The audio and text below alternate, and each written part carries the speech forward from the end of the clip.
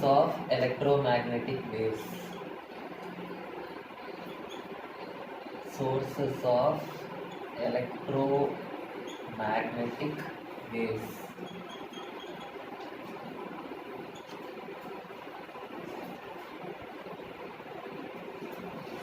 Electromagnetic waves na enna artham? Electric field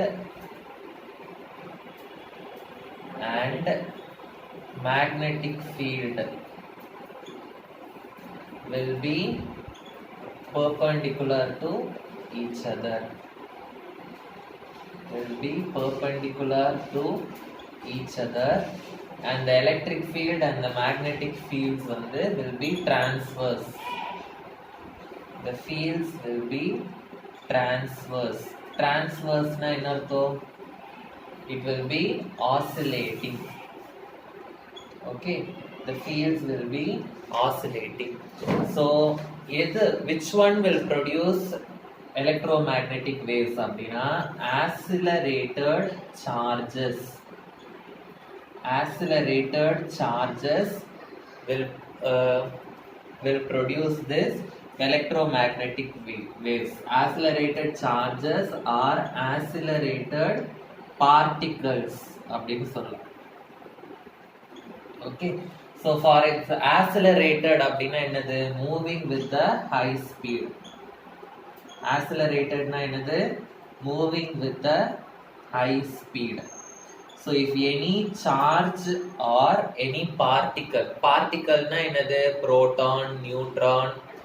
Okay, இல்லாட்டி light ன்னு எடுத்துக்கிட்டோம்னா photon. Light is made up of photons. Okay, so இந்த மாதிரி ஏதாவது particles when they are moving with a very high speed. Okay, so when these particles when they scatter, they will produce the electromagnetic waves. So electromagnetic waves is produced by accelerated charges illati accelerated particles. அதாவது charges illati particles when they are moving with a very very high speed. Okay, so it will produce the electromagnetic wave. Okay, so உங்க book எடுத்துக்கோங்க, page number 274. ஒரு diagram கொடுத்திருப்பாங்க. இதுதான் source. Okay, சோர்ஸ்னா நான் சொல்லேன் போன கிளாஸ்ல ப்ரொடக்ஷன் ஆஃப் எலக்ட்ரோமேக்னெட்டிக் வேவ்ஸ் எப்படி இருக்கும்னு. ரெண்டு electrode it will be in the form of small sphere. So இதுல என்ன ஆகும்? ஒரு ஸ்பார்க் வரும். அந்த ஸ்பார்க் தான் என்னது? Electromagnetic wave. ஓகே, ஸோ நான் இது இசட் ஆக்சிஸ் அப்படின்னு எடுத்துக்கிறேன். ஒய் ஆக்சிஸ் இப்படி இருக்கு அண்ட் எக்ஸ் ஆக்சிஸ் இப்படி இருக்கு. ஓகே, ஸோ இதுதான் சோர்ஸ். இதுல அந்த ஸ்பார்க் வரும்போது தான் என்ன ஆகும்? Electromagnetic waves R produced. So இது எப்படி ப்ரொடியூஸ் ஆகும் அப்படின்னா, ஒரு ஃபீல்டு இப்படி இருக்கும், இன்னொரு ஃபீல்டு எப்படி இருக்கும்? It will B perpendicular like this. Okay, புரியுதா? ஸோ இது ஒரு ஃபீல்டு இப்படி இருக்கும், இன்னொரு ஃபீல்டு இப்படி பெர்பெண்டிகுலரா இருக்கும். ஓகே, ஸோ உங்க புக்ல they are traveling along z axis அந்த மாதிரி கொடுத்திருக்காங்க. Okay, so what will be the electric field and what will be the magnetic field அப்படி பார்க்கலாம். இப்போ z axis இப்படி இருக்கு, கரெக்டா? z axis ஸ்ட்ரைட்டா இருக்கு. இப்போ இத நான் எலக்ட்ரிக் ஃபீல்ட் அப்படின்னு வச்சுக்கிறேன், இத நான் மேக்னெட்டிக் ஃபீல்ட் அப்படின்னு வச்சுக்கிறேன். ஓகே, ஸோ z axis இப்படி இருக்கு. எலக்ட்ரிக் ஃபீல்ட் எப்படி மூவ் ஆகுது? இப்படி மூவ் ஆகுது. இப்படி மூவ் ஆகுதுன்னா என்ன அர்த்தம்? அப் அண்ட் டவுனா மூவ் ஆகுது. ஸோ அப் அண்ட் டவுன்னா அது என்ன axis? X axis. So it is moving along the z axis. z axis ஓட டைரக்ஷன்ல மூவ் ஆகுது. ஆனா அதோட வேவ்ஸ் எந்த டைரக்ஷன்ல இருக்கு? x axisல இருக்கு. ஓகே, சோ z axis எந்த சைடு போகுதோ அந்த சைடு அந்த வேவ்ஸ் மூவ் ஆகுது. ஆனா அதோட crest and trough oscillation எந்த டைரக்ஷன்ல இருக்கு? It is along the x axis. Okay, So நான் எப்படி எழுதுவேன் expression அப்படின்னா electric field is along the x-axis, it is equal to E naught sin kz minus omega t.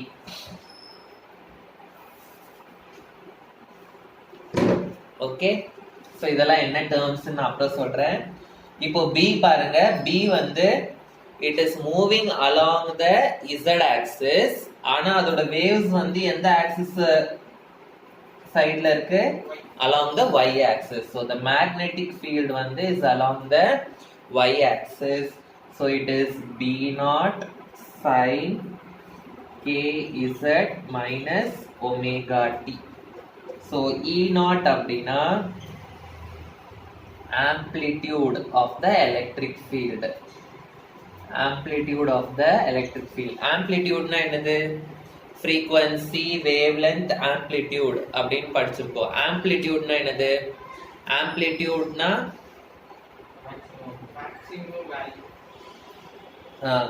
frequency னா என்னது? number of waves passing in 1 second. அதுதான் வந்து frequency. wave length னா என்னது? the distance between the crust and the trough. amplitude அப்படின்னா இந்த crustோட maximum height என்ன, இல்லாட்டி இந்த troughோட maximum depth என்ன, அதுதான் வந்து amplitude. Okay, so E naught அப்படின்றது வந்து என்னது? amplitude of the electric field. அப்போ B naught வந்து என்னவா இருக்கும்? amplitude of the magnetic field. Okay, so K ன்றது வந்து wave number. wave number னா என்ன அர்த்தம்? number of waves. Okay, K னா என்னது? wave number, number of waves. இப்படி படிச்சிருப்பீங்க, mu bar அப்படின்னு படிச்சிருப்பீங்க பிசிக்ஸ்ல. mu bar is equal to 1 by lambda அப்படின்னு படிச்சிருப்பீங்க. ஓகே, 11th ஸ்டாண்டர்ட்ல படிச்சிருப்பீங்க. ஓகே, எதுல தெரியுமா இது படிச்சிருப்பீங்க? 11th ஸ்டாண்டர்ட்ல அந்த குவாண்டம் நம்பர்ஸ்லாம் வரும். குவாண்டம் நம்பர்ஸ் கெமிஸ்ட்ரியில படிச்சிருக்கீங்களா? பிரின்சிபல் குவாண்டம் நம்பர் கெமிஸ்ட்ரியில சொல்றேன். Principal quantum number, azimuthal quantum numbers அதெல்லாம் படிச்சிருப்பீங்க. ஸோ அதுலயும் வந்து இது வரும், இந்த எக்ஸ்பிரஷன். அண்ட் பிசிக்ஸ்லயும் வரும், 11th பிசிக்ஸ்லயும் வரும். ஓகே, ஸோ இதுல வந்து நம்ம வேவ் நம்பருக்கு வந்து கேன்ற எக்ஸ்பிரஷன் யூஸ் பண்றோம். ஓகே, அண்ட் ஒமேகா வந்து உங்களுக்கு தெரியும், ஒமேகான்றது வந்து angular frequency. angular frequency, and t is nothing but the time taken.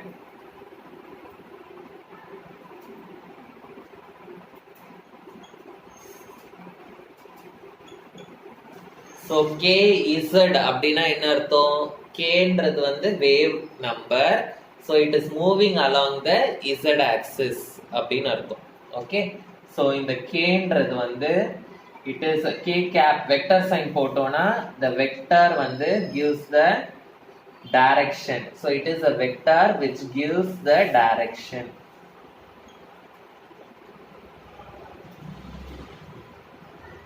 So இந்த டைரக்ஷன் வந்து எந்த ஆக்சிஸ்ல இருக்கு? இதுல it is along z axis. Okay, it is moving along the z axis. So புரிஞ்சுதா? So how electromagnetic waves are produced? புரிஞ்சுதா? By the accelerated particles or charges. Okay, இப்போ இந்த electromagnetic waves ஓட velocity-ய நம்ம கண்டுபிடிக்க முடியும். So velocity of the electromagnetic waves in vacuum. vacuum னா என்ன அர்த்தம்? எந்த மீடியமுமே இல்லைன்னு அர்த்தம். காத்து எதுவுமே இருக்காது, எந்த மீடியமுமே இல்லை. So velocity in vacuum will be equal to c is equal to E naught by B naught. இதுதான் வந்து velocity ஓட formula. Okay, and if there is any other medium, vacuum தவிர வேற ஏதாவது மீடியம் இருந்ததுன்னா vacuumக்கு மட்டும் தான் we should use the symbol c. வேற ஏதாவது மீடியம்னா we should use the symbol v. same thing, E naught by B naught. Okay, always always V will be less than C. அப்படின்னா என்ன அர்த்தம்? vacuumல தான் it will move with a very high speed. Okay, வேற ஏதாவது மீடியம்ல the speed will become lesser. So புரிஞ்சுதா இது? What is electromagnetic waves? அதோட source என்ன அப்படின்றது? Okay, so next topic வந்து electromagnetic spectrum. Electromagnetic spectrum.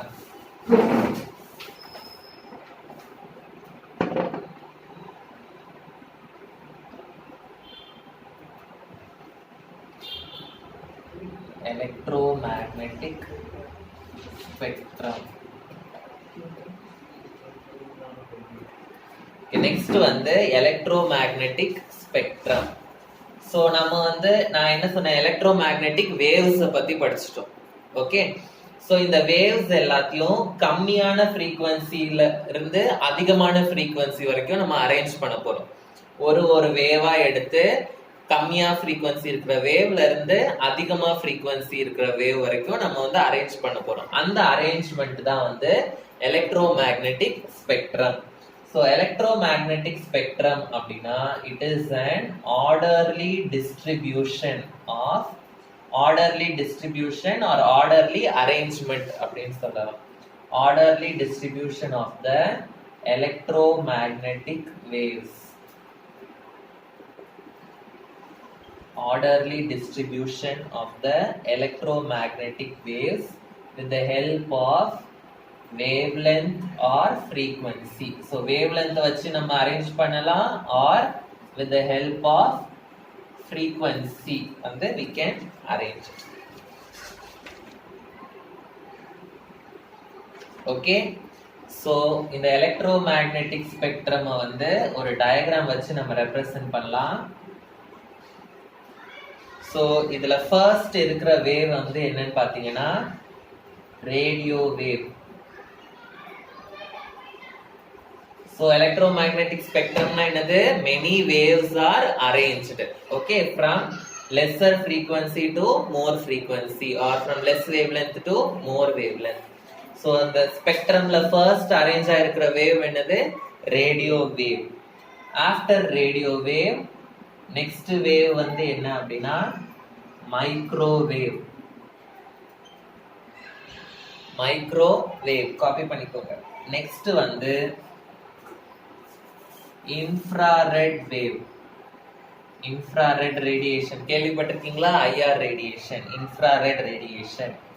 Next ஒரு ஸ்மால் போர்ஷன் தான் வந்து நம்மளோட visible light, visible ray. இந்த visible ray குள்ள என்னென்ன கலர்ஸ் வருதோ அதை மட்டும் தான் நம்ம கண்ணால பார்க்க முடியும். இந்த ரேஸ் எல்லாம் நம்மளால கண்ணால பார்க்க முடியாது. ஓகே, சோ இந்த விசிபிள் ரீஜியன்ல வந்து என்னென்ன கலர்ஸ் இருக்கோ அந்த கலர்ஸை மட்டும் தான் நம்மளால என்ன பண்ண முடியும், we can see with the help of our naked eyes. Okay, so the remaining rays வந்து we cannot see with the help of our naked eyes. So இந்த visible regionல வந்து நமக்கு என்னென்ன கலர்ஸ் வரும்னா VIBGYOR.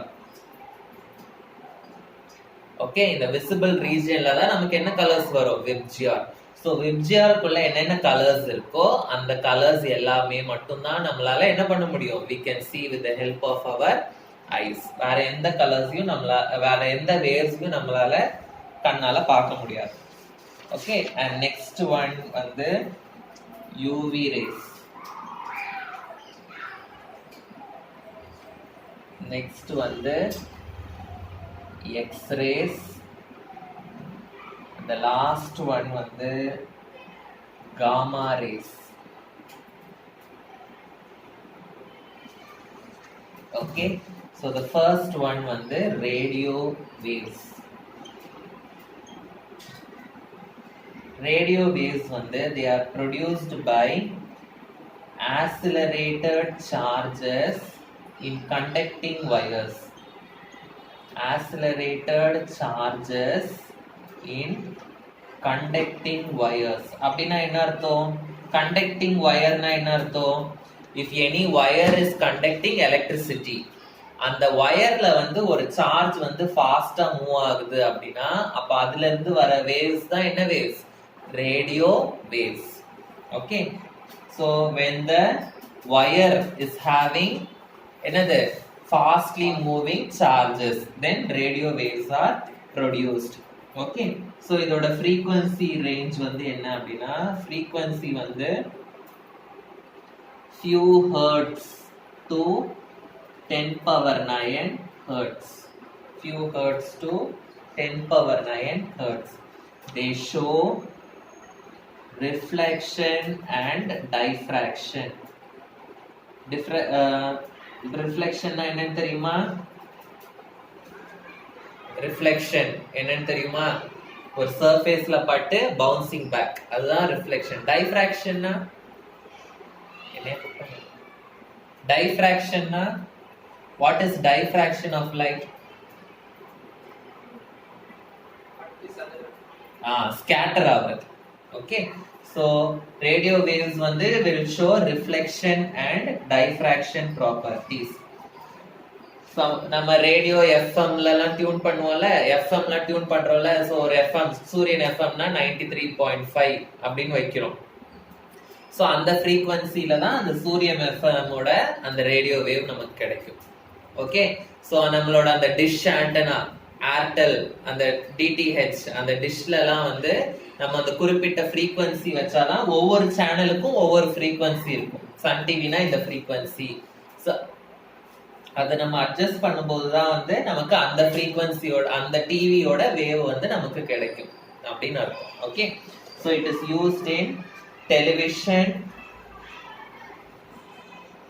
And communication systems. Communication சிஸ்டம்னா mobile signals, அதுல எல்லாம் வந்து this radio waves வந்து is used. புரிஞ்சுதா? சோ நம்ம ஒரு குறிப்பிட்ட சேனல், அந்த சேனலோட ஃப்ரீக்வன்சியை நம்ம அட்ஜஸ்ட் பண்ணி நம்ம வைப்போம். ஓகே, சோ அந்த சேனலோட ரேடியோ வேவ் வந்து நமக்கு கிடைக்கும். சோ நெக்ஸ்ட் ஒன் வந்து இந்த டயகிராம் அழிச்சிடவா? முடிச்சிட்டீங்களா? சோ நெக்ஸ்ட் ஒன் வந்து it is microwave.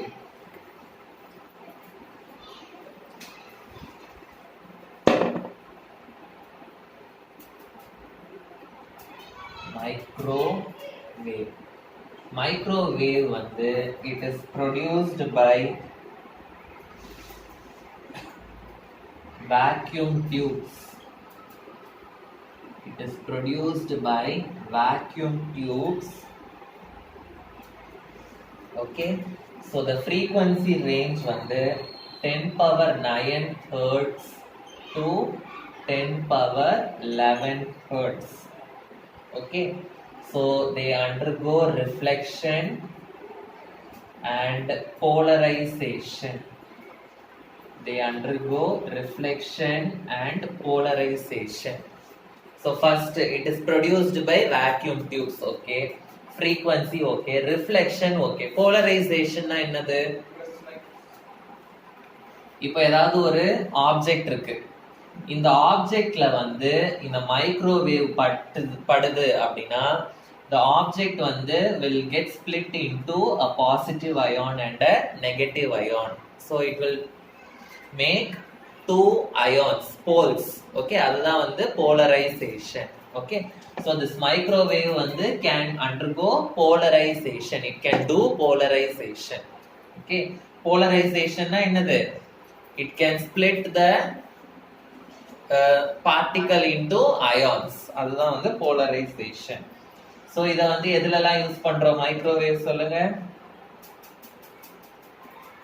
Cooking, microwave oven. Okay, for cooking purpose. Okay, it is also used in radar systems. ஏன்னா இது வந்து reflection. So இந்த மைக்ரோவேவ் அனுப்புறோம். இப்போ இங்க நம்ம இருக்கோம், ஒரு enemy ship இங்க இருக்கு, எவ்வளவு தூரத்துல இருக்குன்னு நமக்கு தெரியணும் அப்படின்னா இங்க இருந்து நம்ம மைக்ரோவேவ் அனுப்புவோம். ஸோ இந்த மைக்ரோவேவ் வந்து இந்த எனிமி ஷிப்ல பட்டு நமக்கு என்ன ஆகும்? திரும்ப நம்மளோட ஷிப்புக்கு வரும். ஓகே, வரும்போது ஸோ எவ்வளோ தூரம் இந்த டைம் வந்து டிராவல் ஆகுது, எவ்வளோ தூரம் எவ்வளோ நேரம் ஆகுது, இந்த ரேஸ் போயிட்டு திரும்ப வர்றதுக்கு எவ்வளோ டைம் ஆகுது, அந்த டைமை வச்சு அவங்க வந்து அந்த டிஸ்டன்ஸை கால்குலேட் பண்ணுவாங்க. எனிமி ஷிப் வந்து இவ்வளோ டிஸ்டன்ஸ்ல இருக்கு அப்படின்றத கால்குலேட் பண்ணுவாங்க. Okay, so the radar system. And radar system அப்படினா it is also used in airplanes. Okay, underground seaலையும் இருக்கட்டும் இல்ல மேலேயும் இருக்கட்டும் எங்க வேணாலும் they will use this. Okay, next வந்து infrared radiation. Infrared rays.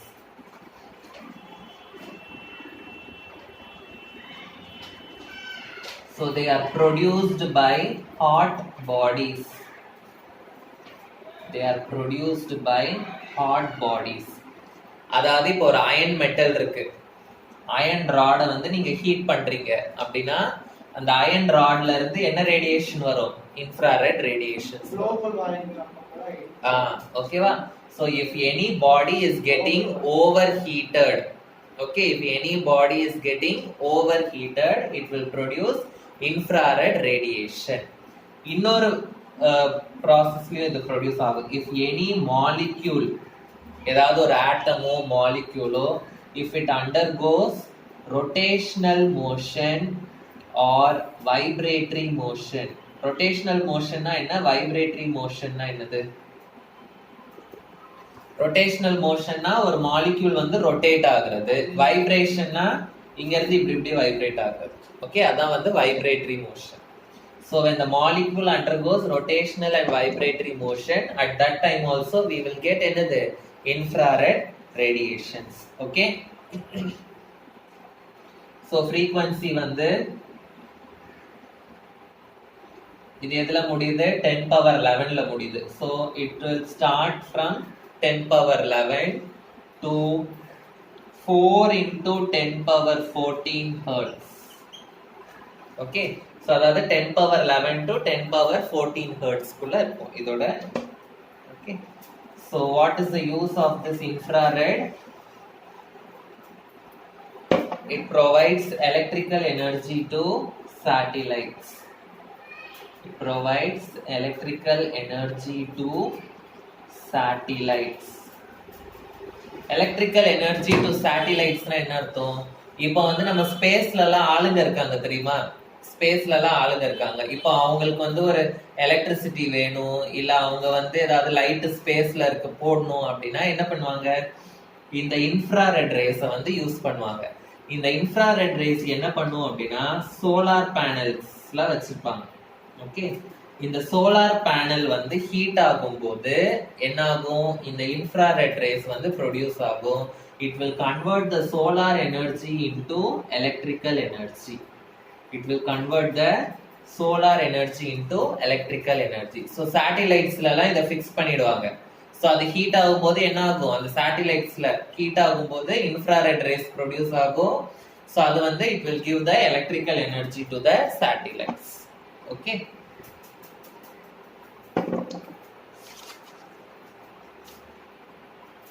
next it is used to keep the plants warm in a greenhouse.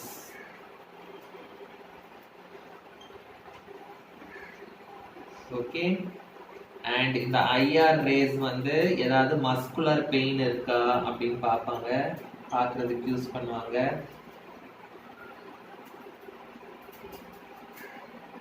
நம்ம TV ரிமோட்ல இருந்து டிவிக்கு போற சிக்னல் வந்து it is infrared signal. Okay, suppose ஒரு இடத்துல வந்து ஃபாக் ஆர் மிஸ்ட் வந்து நிறைய இருந்தது அப்படின்னா அந்த இடத்துல போட்டோகிராஃபி கிளியரா எடுக்கிறதுக்கு we will be using infrared photography. Okay, so புரிஞ்சுதா இன்ஃப்ராரெட்? நெக்ஸ்ட் என்னது? visible light.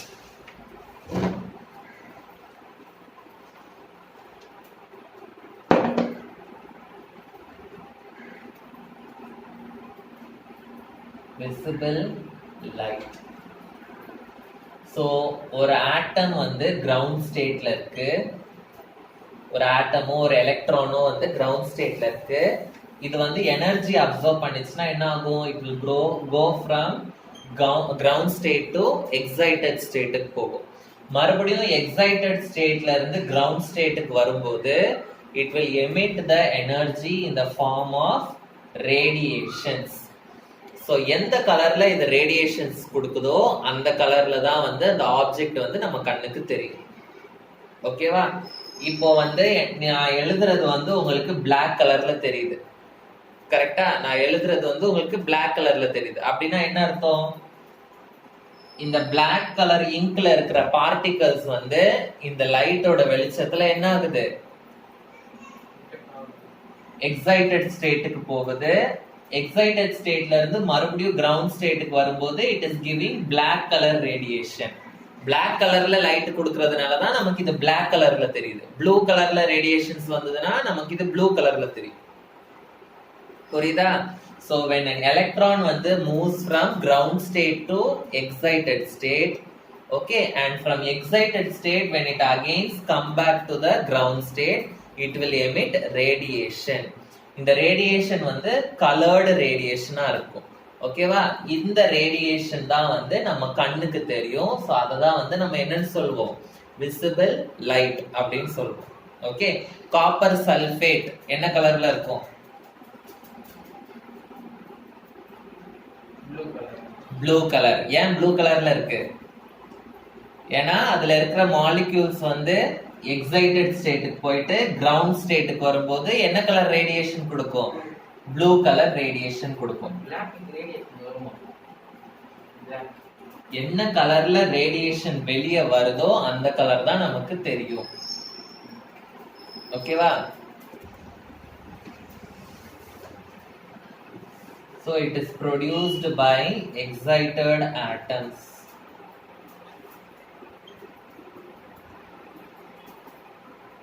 So இதோட frequency வந்து 10 power 4 into 10 power 14 hertz ல இருந்து 8 into 10 power 14 hertz.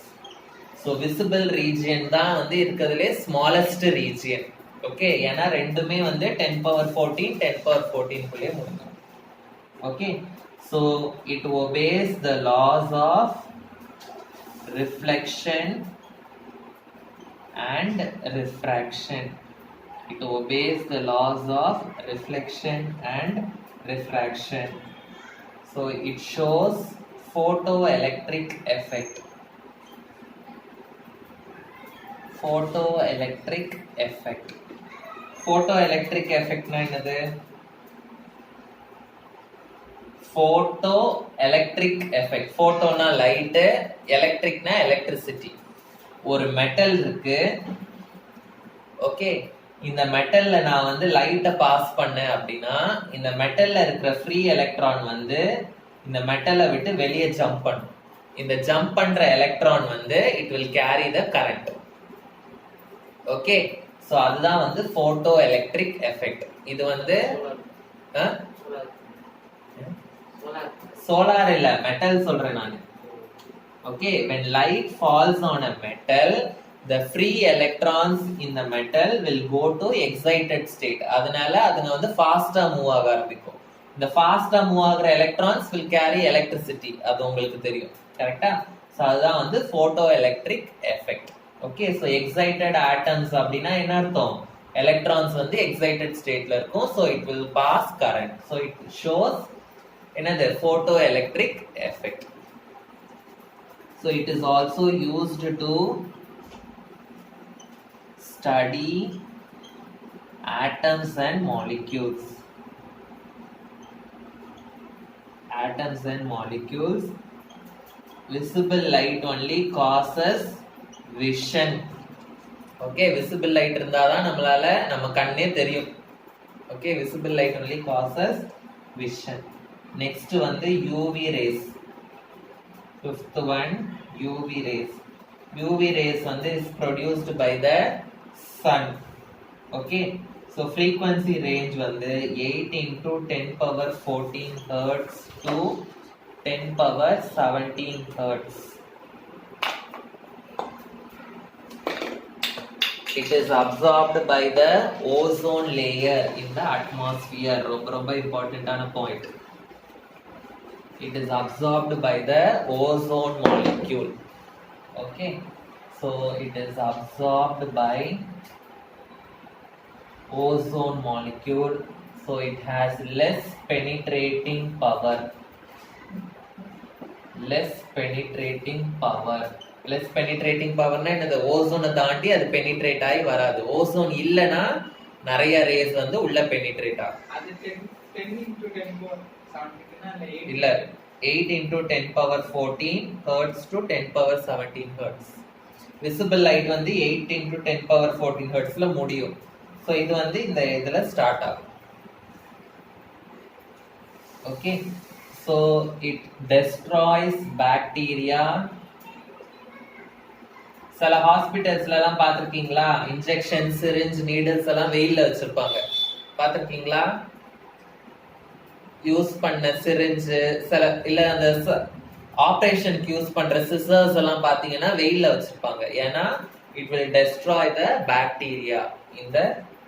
ஸோ அதாவது it is used for sterilising surgical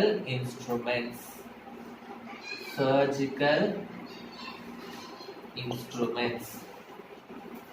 Okay, and next X-rays.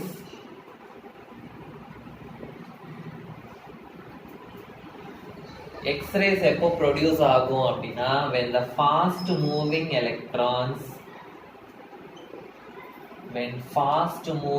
electrons hit a heavy metal. Okay, ஃபாஸ்டா move ஆகுற electrons வந்து when it hits a heavy metal. heavy metalனா என்ன அர்த்தம்? the metal which has more atomic number. the metal which has more atomic number, more number of protons and more number of electrons. Okay, இல்லாட்டி more mass number ன்னு கூட சொல்லலாம். Okay, so அந்த மாதிரி ஒரு heavy மெட்டலை electron, ஏதாவது ஒரு electron வந்து ஹிட் ஆகும்போது, இந்த மாதிரி ஒரு ஹெவி மெட்டலை எலக்ட்ரான்ஸ் ஹிட் ஆகும்போது we will get X-rays. Okay, புரியுதா? ஸோ X-rays எதுக்கு யூஸ் பண்ணுவாங்கன்னு உங்களுக்கு தெரியும். it can penetrate our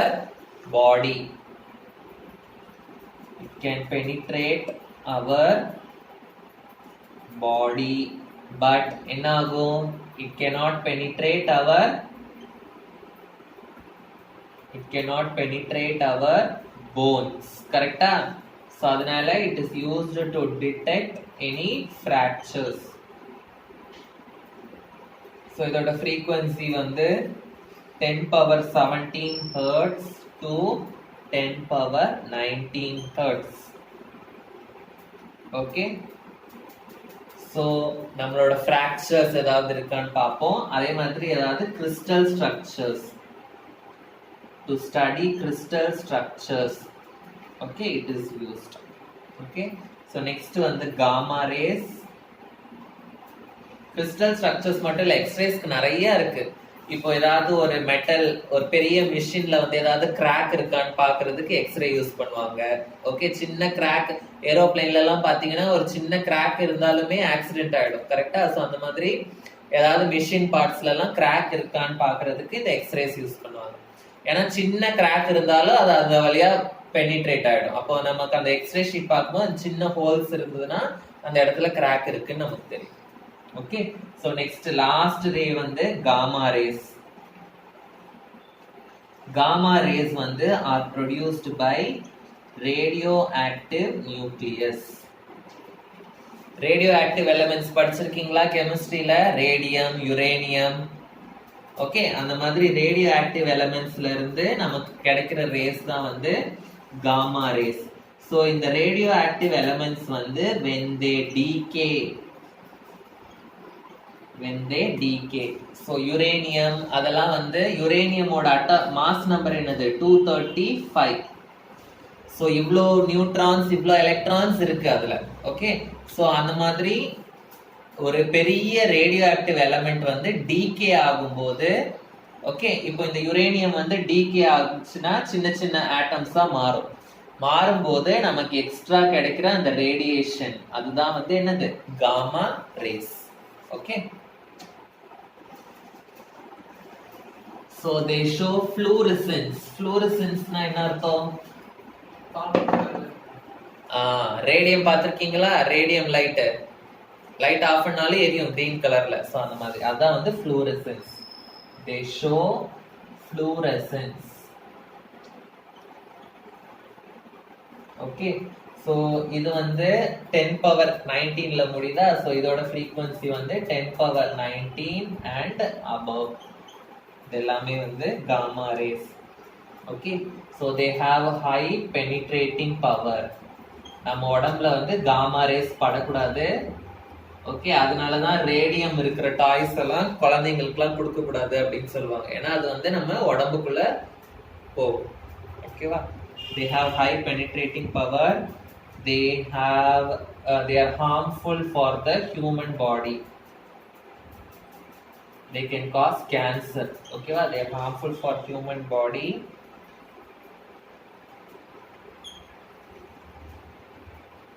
So penetrating power, they are harmful for human body. இப்போ நம்ம உடம்புல ஏதாவது டியூமர்ஸ் எல்லாம் இருந்ததுன்னு வைங்களேன். இப்போ இந்த இடத்துல ஏதாவது கட்டி, வயத்துல ஏதாவது கட்டி, இன்டெஸ்டைன்ல ஏதாவது கட்டி, ஆனா எனக்கு வந்து வெட்ட வேண்டாம் அப்படின்னா இந்த காமா ரேஸை யூஸ் பண்ணி நம்ம என்ன பண்ணலாம்? அந்த கட்டியை உடைச்சிக்கலாம். Okay, it is used for the treatment of tumours.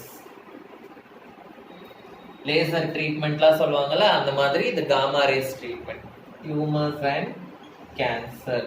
Okay, it is also used to kill poisonous, அதாவது பேத்தோஜெனிக் மைக்ரோ ஆர்கானிசம்ஸ். பேத்தோஜெனிக் மைக்ரோப்ஸ்னா என்ன அர்த்தம்? நம்ம உடம்புலே இருந்துட்டு நம்ம செல்ஸ் சாவடிக்கிற அந்த மைக்ரோப்ஸை வந்து கில் பண்றதுக்கு யூஸ் பண்ணுவாங்க.